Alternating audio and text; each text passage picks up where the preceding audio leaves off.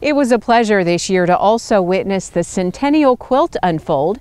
So today we want to take a glimpse at some of the effort and creativity that went into making an extension showpiece. Inside this farmhouse, 15 miles west of Fairview, Oklahoma, I've been a farm girl all my life. Charlotte Tucker uses her long arm machine to custom quilt blocks that come along once in a lifetime, once in a century in fact, to mark 100 years of the Oklahoma Cooperative Extension Service.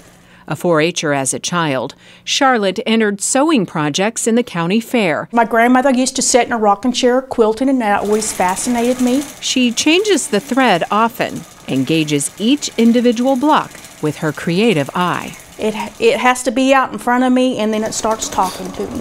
The results are breathtaking.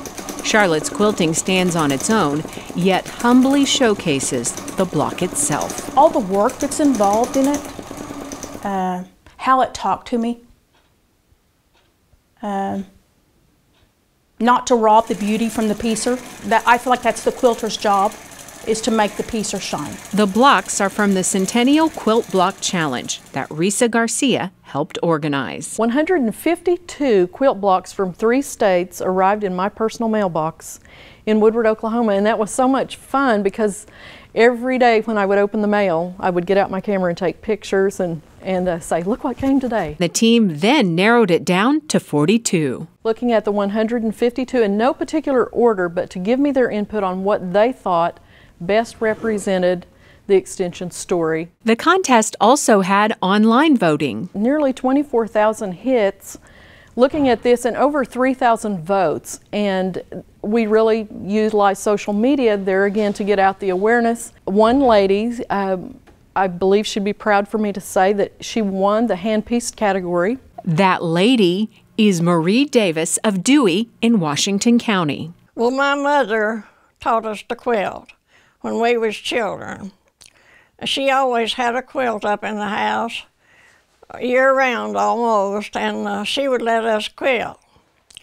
Now, I don't know how good my stitches was, but she never did say anything, so I guess it was okay.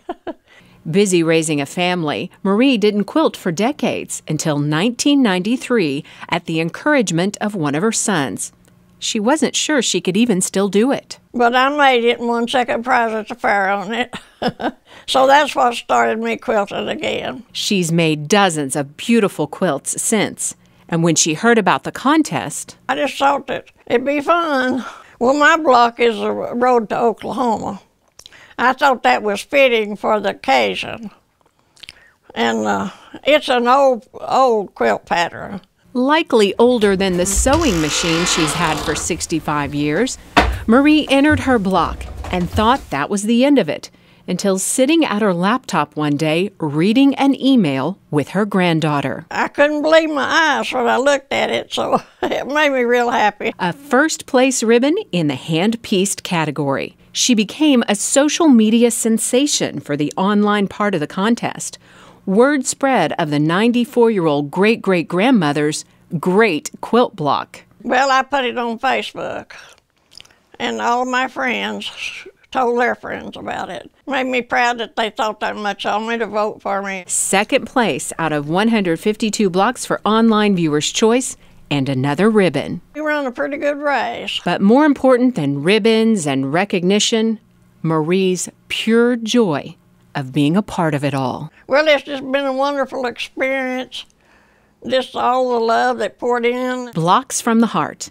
And when they're connected, a quilt that stands as a symbol of Extension's enduring contribution, linking homes, farms, and most important, families across Oklahoma and beyond for a century.